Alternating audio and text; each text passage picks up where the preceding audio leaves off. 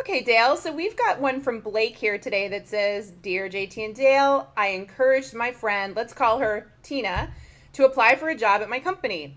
She did, and then started emailing me every other day asking if I'd heard anything. I went to check HR. They say Tina isn't qualified. Now I have to go back to her. She's going to ask me a million questions. I regret ever starting this. What do I do?" What do you do, Dale?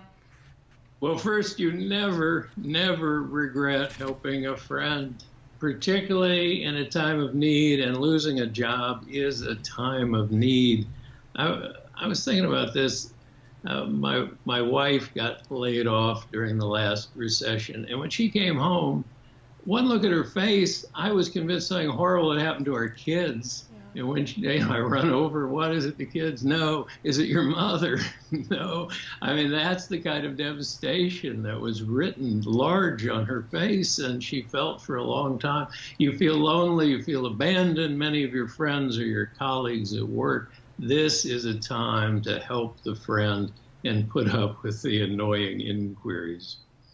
Yeah, and I just think that you offered to help her get introduced. You didn't help her get the job. It's nobody's job to help someone get the job. It's going to be up to your friend Tina to get this job. So you did everything that you could.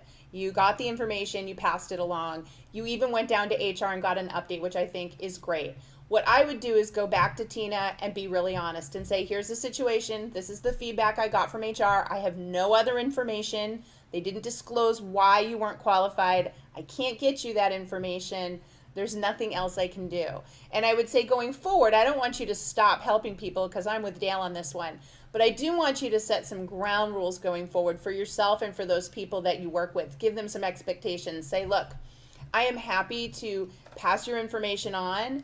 I know from experience that they're not going to give me any feedback on this. You'll have to pursue it on your own. So once I've passed that along, there's not anything else I can do for you other than wish you well. But again, I'm happy to do that. That way you've laid the expectations, and then you're not going to get those emails every other day asking where it stands, because that's not your responsibility.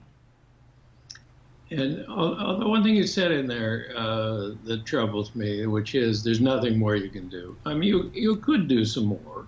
I mean, you could help Tina become a better job searcher if you could pass along a little JT wisdom to her.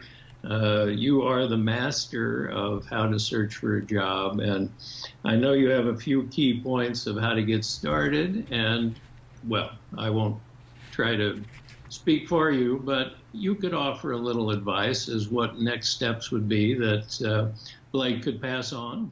Absolutely. And you can visit us at workatdaily.com, or it suggests that Tina go over to workatdaily.com, where there's a lot of free resources that she would be able to take advantage. But Dale's right. What I'm saying is there's not anything more you can do once you've passed them on at that job at your employer, but you definitely can be supportive to your friend, suggest resources, be a shoulder when they want to vent about, their search for a job, things like that. So great advice. I agree with you, Dale.